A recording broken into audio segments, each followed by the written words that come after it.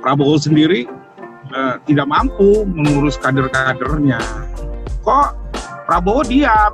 Ya dia mundur, jangan sampai tunggu dipecat sama Jokowi. Ya Prabowo harus minta maaf dan mundur dari kabinetnya Jokowi. Sebelumnya saya memperkenalkan diri Pak, nama saya Musfi Romdoni, bisa dipanggil Musfi. Musfi Romdoni. Doni lah ya panggilnya. Ya bisa Dani, bisa Doni Pak. Ya Pak. Sebelumnya saya atas nama Pintar Politik mengucapkan terima kasih kepada Pak Arif sudah bersedia untuk diwawancara pada kesempatan kali ini. Sama-sama. Di sini saya sudah menyiapkan 5 pertanyaan sih Pak. Sebelumnya Pak Arif ini kan memiliki posisi yang vital di Partai Gerindra sebagai wakil ketua. Tetapi dalam struktur kepengurusan yang baru, Pak Arif tidak lagi menempati posisi tersebut. Apakah ini akibat dari desas-desus yang mengatakan Pak Arif ini tidak lagi memiliki sudut pandang yang sama dengan Partai Gerindra saat ini? Bagaimana dengan narasi itu Pak? Satu ya, pertama ya, saya itu nggak diundang di Kongres. Ya, artinya memang ada mungkin ya Prabowo itu sudah berbeda ideologinya dengan saya. Garis perjuangannya berbeda tentunya. Ya, artinya mungkin kan dari awal saya dulu juga pernah mengatakan kalau dari jejak digitalnya bahwa kalau Prabowo kalah saya udah males berpolitik lagi, gitu kan. Artinya mendukung Prabowo lagi, gitu kan. Yang kedua, saat ini kan garis politik saya berbeda, artinya dengan Gerindra, di mana Gerindra itu saat ini beberapa kadernya ya, saya nggak tahu ya, kok nggak sama ya. Padahal Gerindra itu kan lambangnya kepala Pancasila kan, kepala Garuda kan. Tapi yang mana juga kok lebih kepada mendukung FPI kader-kadernya. Ya artinya kan ketika sudah berkoalisi dengan pemerintahannya Pak Joko Widodo, ya apa yang menjadi garis politiknya pemerintah Pak Joko Widodo, seluruh kader harus mendukung. Ya, dan satunya itu adalah salah satu masalah ya yang terjadi saat ini. Ya, dan saya lihat juga Prabowo ini kok membiarkan, gitu kan, membiarkan hal itu terjadi. Lalu juga saya melihat ketika berkuasa ada tempat diberikan oleh Pak Jokowi. Ya, sebenarnya kan Prabowo duduk di pemerintahan, Edi Prabowo duduk di pemerintahan itu bukan dari hasil perjuangan. Dalam artian kalau berjuang kan merebut kekuasaan melalui pilpres kan. Itu kan hanya kebaikan dan kebesaran hatinya Pak Joko Widodo dan Ibu Megawati untuk mengajak Prabowo bisa duduk di pemerintahan. Padahal tanpa Gerindra saja Pak Jokowi sudah menguasai parlemen. Ya, artinya Pak Jokowi dan grupnya ya dan para koalisinya menginginkan lah ya agar Pak Prabowo bisa membantu pemerintahan. Tapi ingat sebenarnya itu hadiah. Itu apa namanya, hadiah untuk Prabowo karena kalah 2 kali pilpres. Diharapkan untuk belajar memerintah. Tapi kan kenyataannya ya kan setelah saya nggak duduk lagi di struktur karena memang saya nggak pernah diundang Kongres, ya artinya terlihat kan sekarang kan bahwa Prabowo sendiri tidak mampu mengurus kader-kadernya, ya kan. Akhirnya kan terjadi penangkapan OTT terhadap Edi Prabowo. Kenapa saya katakan tidak bisa mengurus atau menjaga sebuah kepercayaan dari Pak Joko Widodo dan Ibu Mega untuk bisa menjadi bagian daripada pemerintahan. Ingatkan ketika KKP dipimpin oleh Pak Edi Prabowo, ya ketika memberikan izin ekspor benih lobster, perusahaannya punya siapa? Afiliasi Ya kan, Gerindra. perusahaannya kan lebih banyak punya kader Gerindra. Ya kan? Kok Prabowo diam? Kalau dia memang seorang pemimpin yang berpengalaman, dia mengerti bahwa kalau yang sudah namanya kuota-kuota, pasti itu berbau korupsi, nepotisme, dan kolusi. Ya kan? Nah, dia membiarkan hal itu terjadi. Ya kan? Hal itu terjadi. Bukan tidak ada kewajiban atau dia sebagai di dalam sesama pemerintahan untuk mengingatkan Edi Prabowo dan kader-kadernya. Ya kan, tetapi sebagai ketua umum, kalau memang dia menginginkan partai ini menjadi partai yang besar, partai yang bersih dari kolusi, korupsi, dan nepotisme, tentu saja dia memanggil Edi Prabowo dan para kader-kadernya yang punya izin ekspor benih lobster.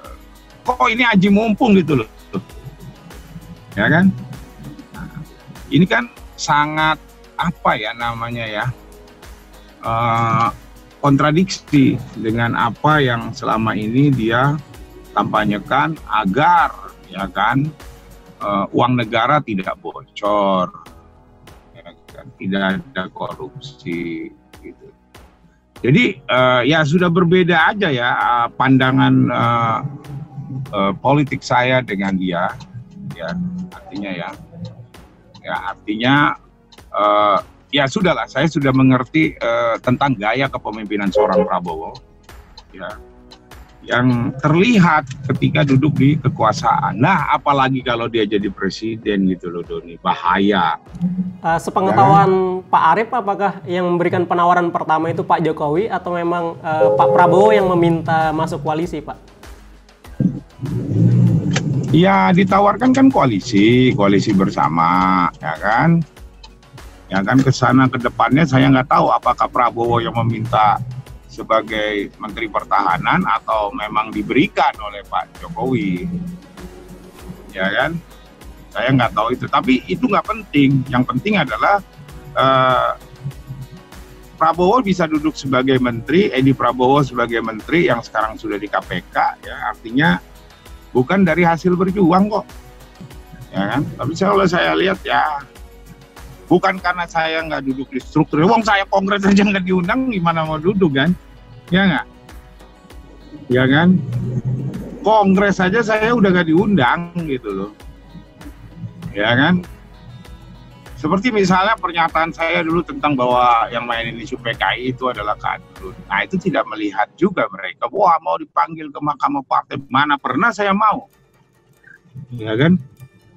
Jadi saya sebagai seorang politisi itu bisa menempatkan diri di mana saya harus berbicara sebagai Gerindra, di mana saya harus bicara sebagai Ketua Umum Federasi Serikat Pekerja. Ketika saya mengatakan yang mengisukan PKI itu kadrun, ya kan? Ya, itu saya ada di mana? Saya ada di kantornya Serikat Pekerja. Saya sebagai Ketua Umum Serikat Pekerja. Saya tidak membilang saya sebagai pengurus Gerindra. Ya kan? Kok pada kelojotan si Prabowo-nya juga kan? Ketika saya mengatakan, apakah dia takut dengan para kadrun meninggalkan Gerindra? Ya kan? Padahal kalau berhitung, ya, kalau kita lihat suara Gerindra, suara Prabowo itu adanya di mana? Adanya di basis-basis buruh, ya kan? Makanya saya sudah mulai berpikir akan menarik buruh keluar dari Partai Gerindra, gitu. Karena buruh ideologinya, nasionalismenya ya Pancasila, UUD 45. Berbeda gitu. Buruh tidak mengenal politik identitas, mengenalnya hanya politik upah agar sejahtera. Ini terkait dengan ini Pak, masuknya Prabowo ke koalisi. Itu kan banyak dikatakan membuat internal Partai Gerindra tidak suka, bahkan ada parpol lain juga yang dikatakan tidak setuju. Dan juga kelompok Islam seperti EPI dan 212 disebut kecewa dengan keputusan Prabowo. Tapi saat ini kita melihat Gerindra itu seperti menjalankan politik dua kaki dengan menempatkan Fadlizon seperti mendekati FPI dan 212. Apakah Pak Arief melihat politik dua kaki itu? Ya begini, itu kan taktik aja, ya kan? Itu sebagai bagian dari taktik, ya, sebagian daripada taktik, ya kan? Ya kalau Prabowo seorang pemimpin yang berkomitmen, ya, dia mengerti menempatkan diri dia sebagai apa hari ini. Dia adalah bagian pemerintahan, ya kan? Harusnya dia bisa menginstruksikan kepada seluruh kader dan memberikan hukuman kepada kader jika tidak mendukung pemerintahannya Pak Joko Widodo dan Pak Maruf Amin, ya kan? Lah kalau begitu, gimana nanti dia jadi presiden? Ya kan, bagaimana dia mau berkomitmen dengan garis perjuangannya dia ketika dia menerima koalisi itu, menerima jabatan itu dan masuk dalam pemerintahannya Joko Widodo, harus berkomitmen. Itu konsekuensi, ya kan? Tidak perlu takut Gerindra ditinggalkan oleh misalnya 212 atau oleh FPI, ya kan, atau internal partai yang tidak suka, ya harus dibersihkan dong. Ya kan, harus dibersihkan. Bukan saya justru membela pemerintah saya, bukan disingkirkan ya, saya sih nggak apa-apa gitu, nggak ada masalah bagi saya. Ya kan, karena saya anggap berjuang itu bisa di mana saja, ya kan. Artinya kok dibiarkan para kader-kader yang mendelegitimasi pemerintahannya Pak Joko Widodo ya.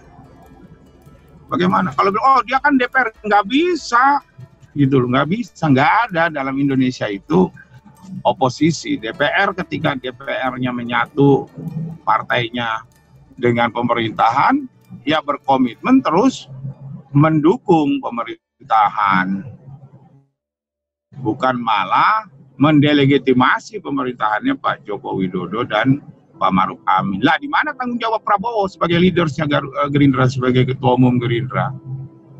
Ya kan? Ini kan bukannya isapan jempol, masyarakat mengetahui semua. Ini terkait dengan OTT KPK terhadap Edi Prabowo, Pak. Banyak yang mengatakan OTT ini akan menurunkan elektabilitas Gerindra, bahkan Pak Arief juga pernah mengatakan Prabowo ini selesai. Apakah sudah waktunya Prabowo ini menjadi kingmaker dengan menunjuk kader lain untuk maju katakanlah di Pilpres 2024, Pak? Sejak Edi Prabowo ditangkap, ya, itu Prabowo udah game over, ya kan? Dan Gerindra juga sudah game over, ya kan? Artinya kita mau bicara pemerintahan bersih, kita mau bicara tentang uang kita yang bocor ke luar negeri, ya udah nggak bisa, ya kan? Karena kader terbaiknya Prabowo, ya kan, yang katanya diangkat dari selokan, ya kan, itu sudah ditangkap KPK, tangkap tangan. Kingmaker, ya nggak perlulah dia jadi kingmaker, gitu kan? Yang penting yang bagus tuh udah dia pensiun habis ini. Ya kan, dia pensiun, jaga kesehatan, ya kan, ngurus anak cucu, itu jauh lebih baik, ya kan, karena 2024 itu udah bukan eranya Prabowo lagi, udah selesai di 3 kali Pilpres, masa nggak bosen-bosen sih nanti kalah lagi, malu loh, gitu kan, ntar kalah minta jadi menteri, kan bingung kita. Ya kan, kalah ujung-ujungnya nggak mau oposisi koalisi. Sebelum OTT ini kan Pak Prabowo ini sangat menjadi magnet pemberitaan politik ya Pak. Tapi setelah OTT itu entah kenapa Pak Prabowo itu seperti menghilang dari media. Apakah Bapak melihat adanya korelasi antara OTT dengan hilangnya Pak Prabowo di depan media saat ini? Begini, sebenarnya masalah di Prabowo ditangkap itu tidak akan jadi masalah besar bagi diri dia kalau memang ya dia itu punya jiwa satria, yaitu dengan dia meminta maaf, ya kan, kepada masyarakat, ya kan, kepada Pak Joko Widodo, ya, yang selaku telah memberikan tempat ya, bagi dia dan kader Gerindra. Ya, dia bicaranya atas nama Ketua Umum Gerindra ya, bukan sebagai Menteri Pertahanan. Meminta maaf dan minta mundur dari kabinetnya Pak Jokowi. Sebagai konsekuensi dan komitmen garis perjuangan Partai Gerindra untuk menciptakan pemerintahan yang bersih. Berarti Pak Arief menanti ini ya, permintaan maafnya Pak Prabowo sebagai Ketua Umum Gerindra di depan publik. Oh iya dong, sebagai rasa tanggung jawab. Makanya saya tidak pernah bergeming kalau ditanya media, saya bilang ya Prabowo harus minta maaf dan mundur dari kabinetnya Jokowi. Kalau dia seorang pejuang untuk negeri ini, kalau dia itu seorang satria, Don. Kalau dia komit mengajarkan politik bersih, politik etika, ya kan? Ya kalau enggak ya nyumpet aja gitu loh. Nanti kalau udah tenang-tenang baru nongol lah. Itu mah namanya Pak Baliut kalau kata orang Jawa. Yang keluar justru adiknya Pak, buat konferensi pers gitu. Ya salah lah. Adiknya itu kan keluar cuma untuk menjelaskan bahwa keluarga dia tidak ikut-ikutan dalam bisnis lobster. Itu doang. Tidak meminta maaf. Ya kan? Yang ditunggu oleh masyarakat ini kan adalah ucapannya Prabowo. Ya kan, kalau dia penganut politik bersih, politisi yang komit, ya, mundur dari pemerintahnya Jokowi sebagai konsekuensi atas kelakuannya kader-kadernya. Itu kan kader Gerindra yang ditangkap berapa itu loh? Ya kan, staf khususnya kader Gerindra, menterinya kader Gerindra, belum lagi nanti kalau ada pengembangan kasusnya, ya kan, kita nggak tahu, ya kan, ngapain kok Prabowo membiarkan ini kapal ini rusak sendiri gitu loh Gerindranya kan, ya kan, nah dia tuh harus komit dengan omongannya, sebagai konsekuensinya ya dia mundur, jangan sampai tunggu dipecat sama Jokowi, ya kan? Sama seperti misalnya ketika kasus-kasus penculikan aktivis 98, jangan sampai dia tunggu di sidang, akhirnya dipecat kan? Coba kalau dia mundur, lebih elegan, ya kan? Dia mundur dari tentara kan, ya kan? Karena sudah tidak mampu memimpin anak buahnya, yang akhirnya anak buahnya melakukan penculikan-penculikan kepada aktivis pro-demokrasi dan penghilangan manusia. Ini mungkin pertanyaan terakhir Pak Arief. Setelah menjadi Menhan, Pak Prabowo ini kita lihat banyak melakukan diplomasi pertahanan ke luar negeri, bahkan mengunjungi Amerika dan Tiongkok yang saat ini tengah berseteru. Apakah Pak Arief melihat ini tuh adalah tugas murni sebagai Menhan, atau memang Pak Prabowo ini sedang mencari dukungan politik luar negeri dengan melakukan banyak diplomasi pertahanan?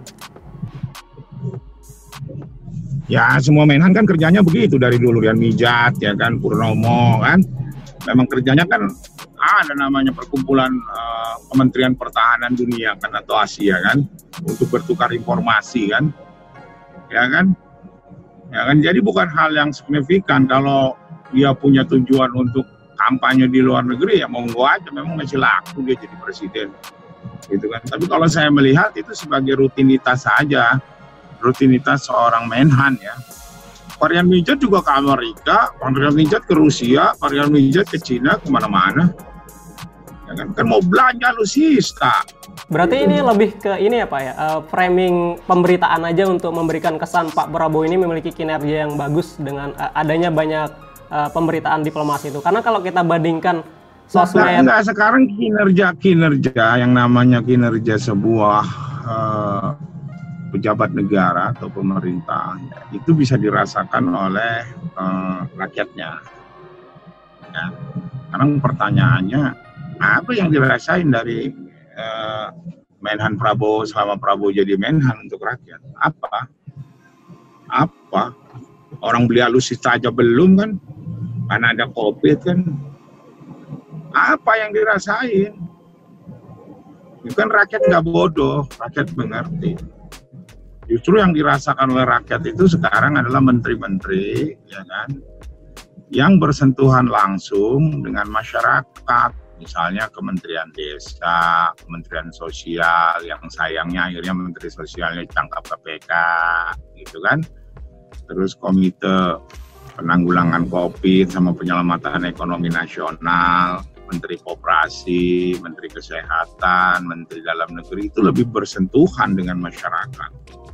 Dan masyarakat bisa mengukur kinerjanya di situ. Lah kalau masyarakat suruh ditanyakan untuk mengukur kinerja Menhan, bingung saya rasa semuanya. Apa prestasinya? Apa ada dugaan survei pesanan, Pak, atau bagaimana? Saya sih nggak pernah menuduh survei pesanan ya. Survei itu sebagai bagian daripada produk akademisi ya, produk akademik ya. Artinya sebagai pengetahuan ya. Tetapi memang kalau pengetahuan disalahgunakan, hasilnya jelek, hasilnya tidak sesuai dengan penelitian itu sendiri, gitu loh. Ya. Jadi kalau menurut saya kinerja apa ya, juga bingung ya. Saya sendiri aja nggak merasakan, gitu loh. Ini mungkin sebagai penutup, Pak ya. Kita dari Pintar Politik meminta pesan dan pesan-pesan Pak Arief terhadap followers Pintar Politik, karena kebanyakan followers kita ini milenial, Pak. Jadinya apa pesan-pesan Pak Arief terhadap kepada milenial, Pak, saat ini?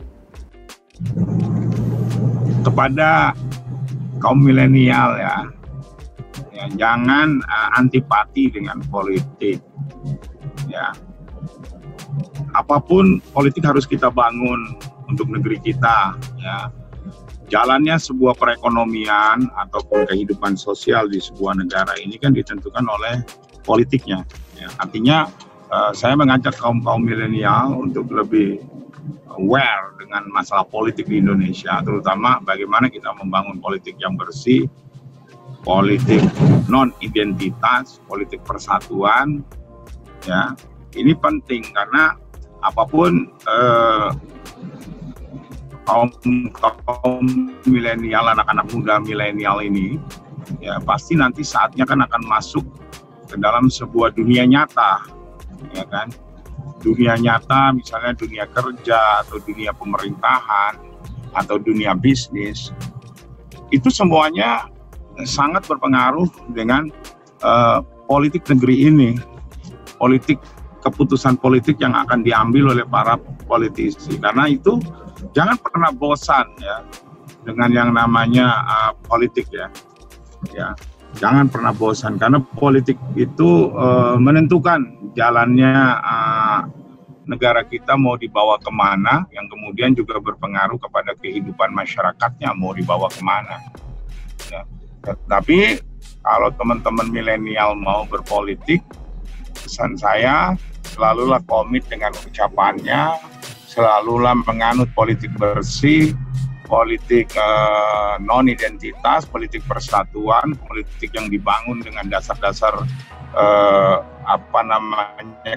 kearifan lokal, politik yang dibangun dengan dasar-dasar Pancasila, ya, itu yang paling penting, ya, karena hari ini banyak ideologi anti Pancasila yang mulai dipropagandakan di media-media sosial, ya, dan pandai-pandai untuk membaca info-info di media sosial karena kaum muda, kaum milenial ini mungkin hampir 90% adalah pengguna media sosial, platform media sosial ya.